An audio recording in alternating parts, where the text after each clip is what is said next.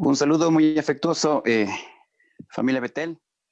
Es siempre grato tener tiempos en que podamos nosotros acercarnos a la presencia del Señor y siempre será grato poder meditar en su palabra. Gracias a nuestro amado Dios que nos da estos tiempos, que nos da la libertad de poder abrir la Biblia sin que nadie nos impida hacerlo. Aunque no estemos físicamente mirándonos, abrazándonos, estamos unidos por un mismo espíritu, por una misma fe, como dice el apóstol Pablo en su carta a los Efesios. Siempre gracias a nuestro amado Dios por haber permitido que nosotros hoy seamos sus hijos, que hoy nosotros seamos parte de su familia. Todo por la gracia de Cristo, por el sacrificio en la cruz, y ahora con el Espíritu Santo que mora en nuestras vidas, quien es el que nos da la sabiduría, quien nos da el discernimiento para comprender la palabra santa del Señor. Les invito a cerrar sus ojos. Vamos a empezar este tiempo de ayuno en esta mañana que el Señor nos ha dado para invocar su nombre, para pedirle dirección del Espíritu Santo y para que exclusivamente sea Él quien nos instruya y quien nos enseñe en cada una de las meditaciones, en cada una de las alabanzas y en cada uno de los tiempos de oración que tendremos en este día. Cerremos nuestros ojos, invoquemos el nombre de nuestro Señor. Amado Dios, tuya es la gloria, tuya es la alabanza. Sin ti, nada de lo que haríamos tendría algún valor, algún sentido. Y sin ti, Señor, nuestra vida carecería de todo lo que hoy tiene, que es la gracia de Cristo. Gracias, amado Espíritu Santo, por ser tú quien ministre cada enseñanza, ser tú mismo quien enseñe y quien nos diga las cosas que tenemos que hacer. Hoy estamos teniendo este tiempo de ayuno, Señor, que más que dejar de comer es buscar la presencia tuya, que más de no servirnos algún alimento es compenetrarnos contigo mismo, amado Dios. Queremos honrarte en este día, Señor, y queremos hacer tu voluntad. Háblanos e instruyenos, Señor, y estamos con alguna edad, tú nos responderás, amado Dios. Si estamos tribulados, si estamos angustiados, Señor, tú tienes ese mensaje idóneo para nuestro corazón. Si estamos alegres también, tú continuarás ayudándonos en esa alegría y en ese gozo que tú nos has dado. Pero lo único que queremos es vivir en tu presencia y en tu voluntad. Te honramos, Señor, en el precioso nombre de Jesús. Quedamos aquí en tu presencia. Amén. Hoy nosotros vivimos tiempos muy distintos a los que teníamos hace unos 5 o 6 meses atrás. Es muy probable de que varios de nosotros, cuando empezó este año 2020, decíamos, este va a ser mi año. Hoy voy a empezar con este emprendimiento, con este negocio que años lo pospuse y este será mi año para lanzar adelante este proyecto que he tenido en mi mente por varios tiempos. Y sí, muchos quizás empezamos este año con alguna expectativa, con alguna idea de que nos saldrá mejor que quizás los años anteriores. Nosotros vivimos a diario pensando qué pasará mañana, qué pasará la próxima semana. Pero llegó un día en el mes de marzo y la situación cambió radicalmente. Todo cambió y se transformó el mundo de un día para otro, porque no solamente fue nuestro país, fue el mundo entero. Muchos hoy están emprendiendo diferentes actividades que quizás no son las originarias o primarias de cada persona o de cada familia. Hay personas que por falta de trabajo, aún con un título universitario, han tenido que emprender en negocios de microempresa o informales. Pero eso es lo que al final de cuentas el Señor está bendiciendo, o de esa forma el Señor está bendiciendo. Además, no es que las cuestiones de estas de hoy, de emprendimiento, son a partir de la pandemia, sino antes yo leía un estudio económico que decía que hasta finales de febrero, principios de marzo en nuestro país, en el Ecuador, el 80% de las personas de nuestro país que estaban hábiles para laborar, el 80% eran personas que tenían emprendimientos.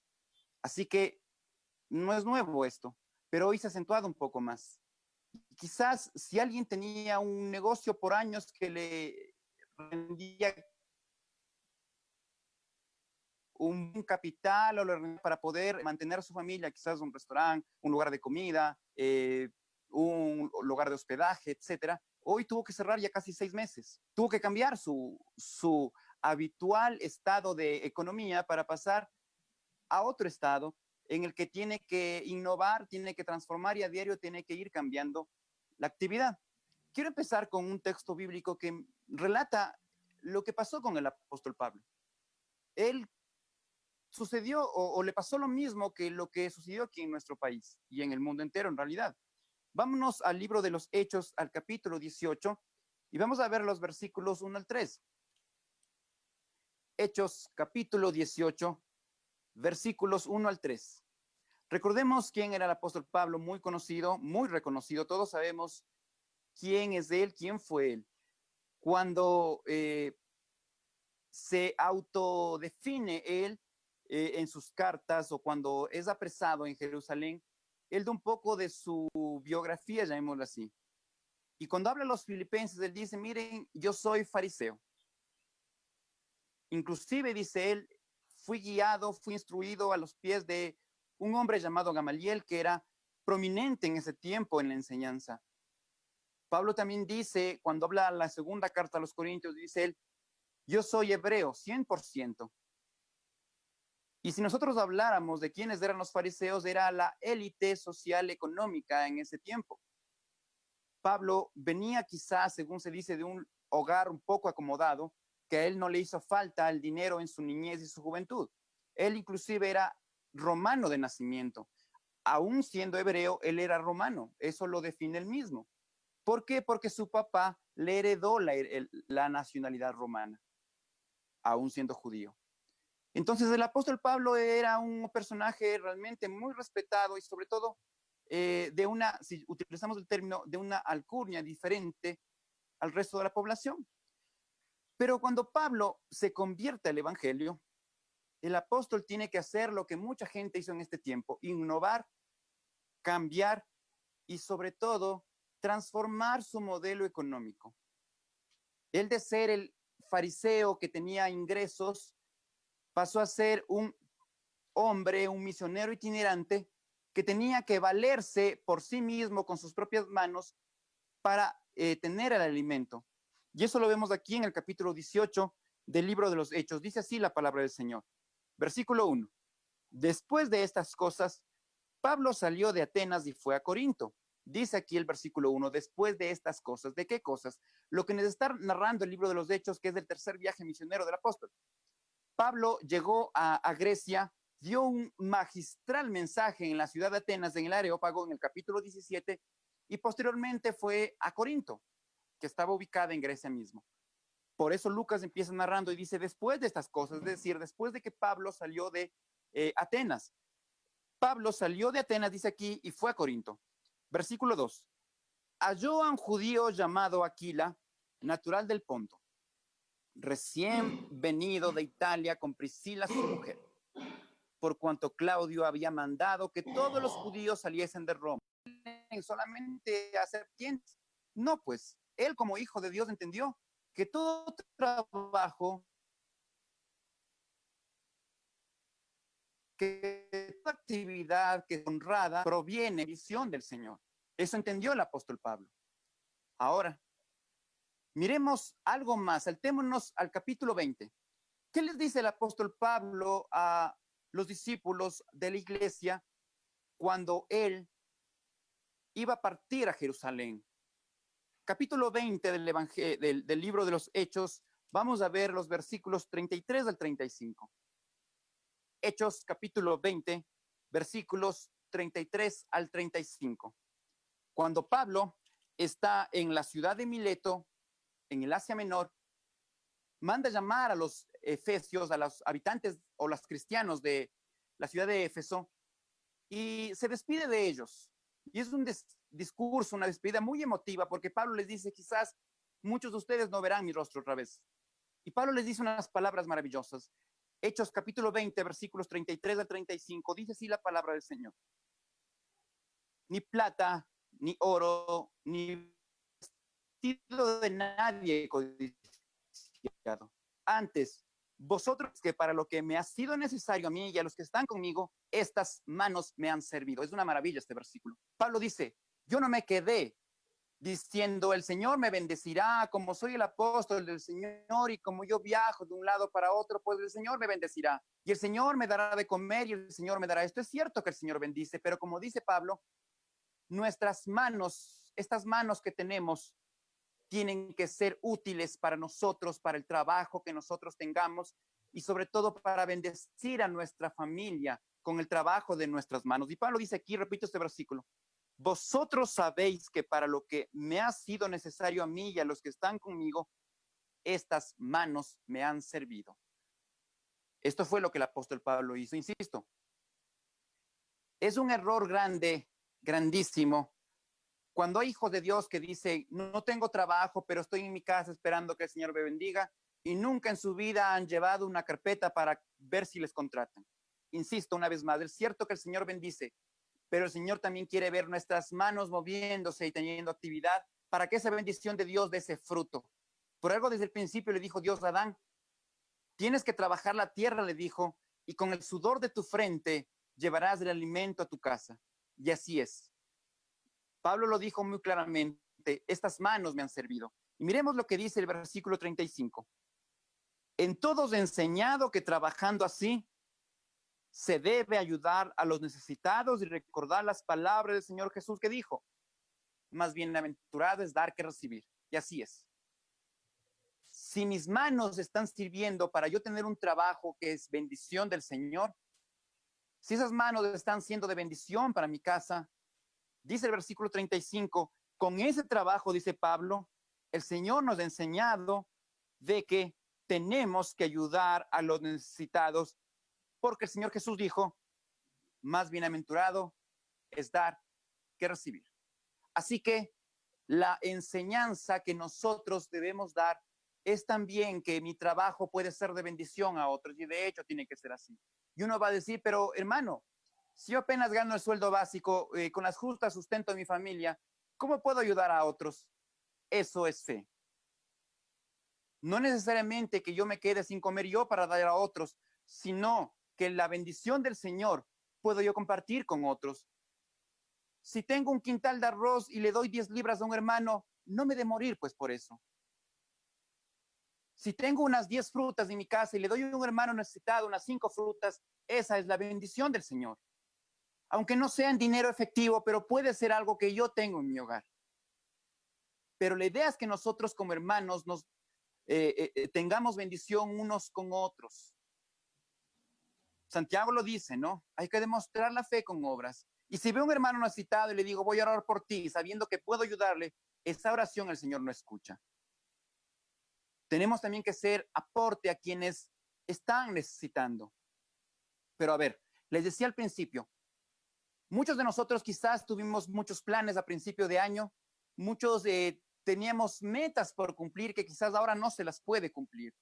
Muchos quizás pensábamos en que este negocio que estoy empezando en enero, a finales de año me va a dar un resultado muy bueno y con mi familia hasta estamos planeando salir de viaje al extranjero. Hoy no hay nada de eso. Quizás decíamos antes de marzo, este dinero, este capital que tengo me va a servir para emprender más adelante y resulta que ese capital que se tenía guardado sirvió para sustentar estos 5 meses que no hubo trabajo.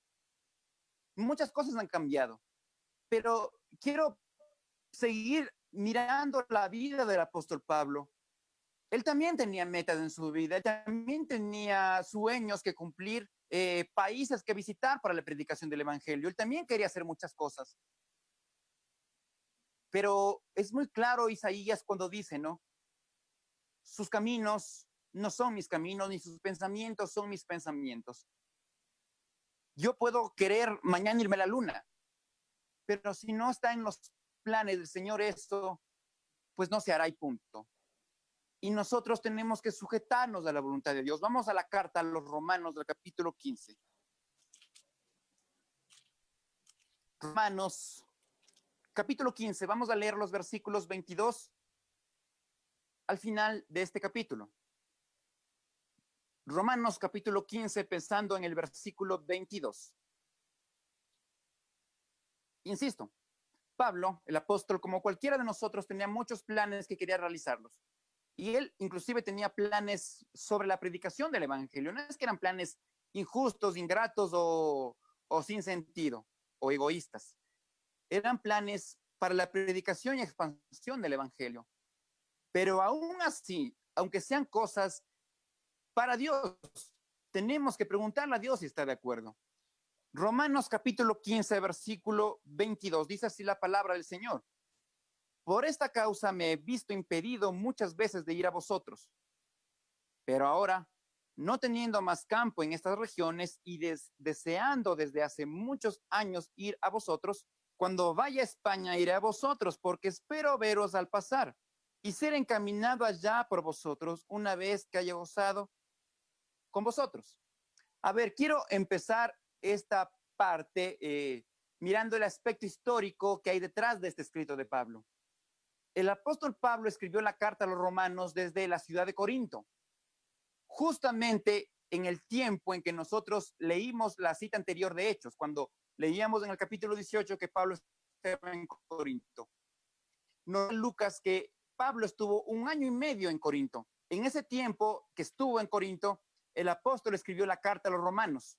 Y el apóstol les dice esto: miren, yo quiero ir a ustedes, quiero visitarlos, porque los planes que yo tengo es ir hasta España. ¿Por qué Pablo quería ir a España? Porque se decía en el tiempo de Pablo de que España era el último lugar civilizado. Y Pablo quería llevar el evangelio a esta región, a la Hispania, como era en el tiempo del Imperio Romano. Pablo quería ir allá, pero le dice, yo quiero pasar primero por Roma, quiero ir donde ustedes, les dice. Estoy acá en Corinto y tengo el plan de ir donde ustedes. Esa era la idea que tenía Pablo. Ahora, ¿cuál era la idea que tenía Dios? Miremos el versículo 25. Mas ahora voy a Jerusalén para ministrar a los santos. Detengámonos acá en el versículo 25. ¿Por qué Pablo dice esto de ministrar a los santos? Por una razón. Porque Jerusalén, en el tiempo que Pablo escribe la carta a los romanos, estaba pasando algo de lo que nosotros pasamos hoy. Había persecución por parte de los judaizantes que prohibían el evangelio y a muchos cristianos los dejaron sin trabajo, los dejaron en la pobreza última, los dejaron sin bienes materiales porque los quitaron o los destruían. Y las iglesias empezaron a hacer ofrendas para la iglesia de Jerusalén para que sea repartida a los creyentes. Y Pablo mira esa necesidad y dice, antes de ir a Roma, antes de visitarlos, les dice, quiero pasar por Jerusalén. Por eso dice el 25, ahora voy a Jerusalén para ministrar a los santos. Versículo 26, porque Macedonia y Acaya tuvieron a bien hacer una ofrenda para los pobres que hay entre los santos que están en Jerusalén. Es lo que les mencionaba. Se hizo esta ofrenda para los habitantes de Jerusalén porque ellos pasaban necesidades económicas. La iglesia se manifestó de esta forma. Y dice el versículo 27, pues les pareció bueno y son deudores a ellos. Pues si los gentiles han sido hechos participantes de sus bienes espirituales, deben también ellos ministrar los de los materiales, tal y cual tiene que ser un hijo de Dios. Si entre hermanos en Cristo nos estamos ministrando de la parte espiritual, también tenemos que ministrarnos de la parte material, dice aquí el apóstol Pablo. Y eso dice no solamente de los judíos, sino también de los gentiles. Y la iglesia gentil empezó a ofrendar a la iglesia de Judea, porque dice que los de Macedonia, los de Acaya, que no eran judíos, empezaron a ofrendar a la iglesia de Jerusalén porque tenían amor a sus hermanos. Versículo 28 dice, así que cuando haya concluido esto y les haya entregado este fruto, pasaré entre vosotros rumbo a España. Nuevamente Pablo vuelve a repetir el deseo que él tenía, pasar por Roma para luego pasar a España. Pero, insisto, los planes de Dios son muy distintos. Y cuando nosotros llegamos al capítulo 18 de los Hechos, vimos la despedida de Pablo de la iglesia. Vamos al capítulo 20 que leímos hace un rato. Pablo se despide de los hermanos, va a Jerusalén. Si ustedes leen el libro de los Hechos, sabemos qué pasó con Pablo en Jerusalén. Apenas él llega, tiene un tiempito ahí que hace un voto al Señor y luego cae preso por los judíos. Lo maltratan, lo pegan tanto que por poco lo matan al apóstol. El tribuno romano lo saca de la turba y lo encierran en la fortaleza. Luego es llevado a un juicio al Sanedrín y no va a haber cosa de que juzgarle. Es llevado a Cesarea, que está ya en la nación de Judea. Luego, cuando Pablo está ante el gobernador de Judea, en Cesarea, él dice, a mí no me están acusando de nada, pero yo quiero apelar al emperador César. Él es llevado a Roma, pero ¿cómo fue llevado a Roma? Pablo en un principio tenía pensado ir a Roma para predicar el evangelio, como un misionero, quizás pasando de ciudad en ciudad como él lo hacía, y posteriormente ir a España. Pero ¿cómo llegó Pablo a Roma? Si ustedes miran el capítulo 28 de Hechos, al final de la carta a los Hechos,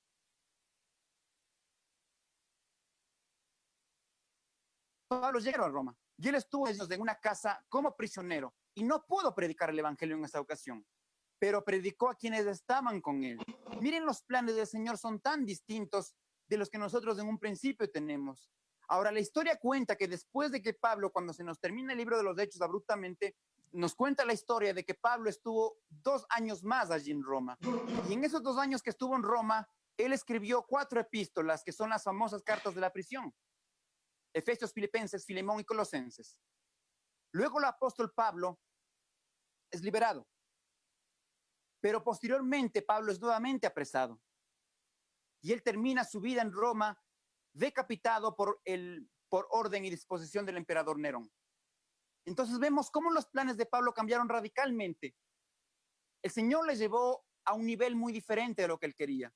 Y así como Pablo escribió en la cárcel Filipenses capítulo 1, que dice allá al final, que no solamente un cristiano o un hijo de Dios es llamado para servir, sino también para padecer por la causa de Cristo, Pablo entendió eso cabalmente. Y volvamos al capítulo 15 de Romanos que estamos viendo, y dice el versículo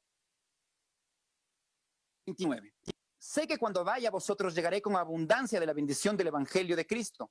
Pero os ruego, hermanos, por nuestro Señor Jesucristo, por el amor del Espíritu, que me ayudéis orando por mí a Dios.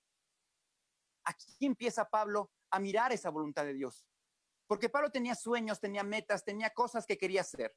Pero dice, a ver, yo primero quiero buscar la voluntad de Dios. Quiero que ustedes oren por mí para que en realidad se cumpla esa voluntad de Dios. Y eso quizás es lo que nos falta a nosotros. Quizás a veces nos hemos desesperado porque no nos salieron las cosas como queríamos. Quizás nos hemos empezado a frustrar porque no está nuestra vida llevándose como nosotros la planeamos en un principio. Y saben qué, hermanos y hermanas, una cosa. Es preferible, digo yo, y eso es respaldado con la Biblia, es preferible que se corten nuestros sueños que son personales, humanos e imperfectos, a que se corten los sueños de Dios en nuestra vida. Sueños que son perfectos y, como dijo el profeta Jeremías, son de paz y de bien. Entonces, no podemos nosotros juzgarle al Señor porque algo no me está saliendo bien ahora, porque cambió radicalmente mi vida, porque cambió radicalmente la forma en que yo llevaba a mi familia. Tratemos en cambio de que los sueños de Dios se cumplan en nuestra vida, en nuestra familia y en los que nos rodean.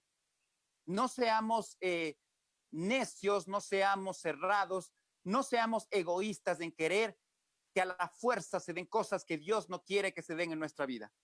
Miremos el versículo 31. ¿Por qué Pablo pide oración a la iglesia de Roma? Primero, dice, para ser librado de los rebeldes que están en Judea.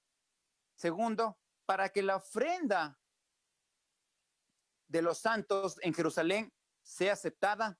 Tercero, para que con gozo llegue por la voluntad de Dios esa ofrenda. Y cuarto, para que sea recreado juntamente con ustedes. Les da 4 pautas para que oren por él. Primero, para que sea librado de los enemigos cuando llega a Jerusalén. En realidad eso Dios sí respondió, porque cuando los judíos estaban a punto de matar a Pablo allí en Jerusalén, llegaron los romanos y le rescataron. Segundo, la ofrenda fue de bendición para el pueblo de Israel, para la nación de Israel y para la ciudad de Jerusalén específicamente, porque bendijo a mucha gente. Y cuarto, para que sea recreado junto con ellos. Pablo llegó a Roma, no como él quiso, no como un misionero itinerante, sino llegó como un prisionero del Imperio Romano, pero aún así, cuando estuvo en esa casa 2 años encerrado, Él les predicó el evangelio y se pudo confortar, como dice el libro de los Hechos, con los hermanos. Es que tenemos que buscar primero la voluntad de Dios. Si yo primero oro al Señor, busco su voluntad, el Señor responde. Pero si en cambio yo nunca oro, nunca busco la voluntad de Dios, nunca busco sus planes, nunca leo la Biblia, es imposible de que se manifieste la voluntad del Señor para mí. Y como Pablo lo dice en Romanos mismo, la voluntad de Dios es agradable y es perfecta. No se equivoca, no falla. Pero aunque los momentos sean difíciles, aunque el tiempo sea crítico, aunque ya no sepa qué hacer mañana, ¿qué dice el último versículo? El Dios de paz estará con ustedes. Y así es. Aunque el momento se lo vea difícil, aunque pensemos de que ya no hay solución para lo que estoy pasando, dice Romanos 15:33, el Dios de paz estará con nosotros. Él jamás dejará de ser fiel. Él jamás dejará de ser Dios. Él siempre nos prodigará su paz. Y con paz nosotros estamos más tranquilos. La paz de Dios, como dijo el Señor Jesús en el Evangelio de Juan, la paz de Dios es una paz que el mundo no la puede entender. La paz de Dios sobrepasa todo entendimiento. Y a esa paz tenemos que someternos. Porque, repito una vez más, ese Dios de paz estará con nosotros y jamás nos dejará. Permitamos que el Señor nos continúe hablando y que el Señor nos continúe instruyendo con su palabra. Dejémonos llevar por su voluntad y por el deseo suyo, el de Dios, no el nuestro. Si hoy nuestra vida es muy distinta como fue hace unos meses atrás, si hoy nuestras familias también han cambiado radicalmente, si es que nuestro trabajo hoy muy diferente a lo que fue antes y nuestro emprendimiento hoy es muy distinto a lo que era antes, dejémonos llevar por la voluntad de Dios, porque el Señor tiene siempre pensamientos de paz y de bien para sus hijos. Que el Señor nos bendiga, que en este tiempo de ayuno Él nos pueda seguir hablando y nos pueda seguir instruyendo cómo y de qué forma nosotros debemos de caminar. Oremos. Gracias, Señor, por tu palabra, siempre gracias por ella, porque tú nos hablas, nos instruyes, nos das las pautas, amado Dios, por dónde caminar. Permítenos someternos a tu voluntad y que seamos sabios en tomar decisiones para que allí, en tu misma presencia, tú nos respondas y tú nos hables. Señor, si es que por obvias razones nuestra vida ha cambiado, nuestro trabajo ha cambiado, nuestro emprendimiento hoy es diferente del que fue antes, se tuvo que empezar un emprendimiento distinto, tú lo guiarás, Dios mío, y tú lo bendecirás. Bendice a cada hermano, a cada hermana, a cada familia que está pasando necesidades económicas. Bendice a cada familia, a cada hermano que está pasando momentos de problemas en su salud también, Dios mío. Intercedemos por ellos para que tú sanes sus vidas, sanes sus cuerpos y bendiga su hogar. Gracias, amado Dios, porque tenemos la confianza máxima que es tu presencia. Gracias porque aun cuando el momento se ve difícil, tú que eres nuestro Dios de paz, estás allí constantemente. Jamás nos has fallado y jamás lo harás. Te honramos y quedamos en el resto de este tiempo en tu presencia, en el nombre poderoso de Jesús. Amén.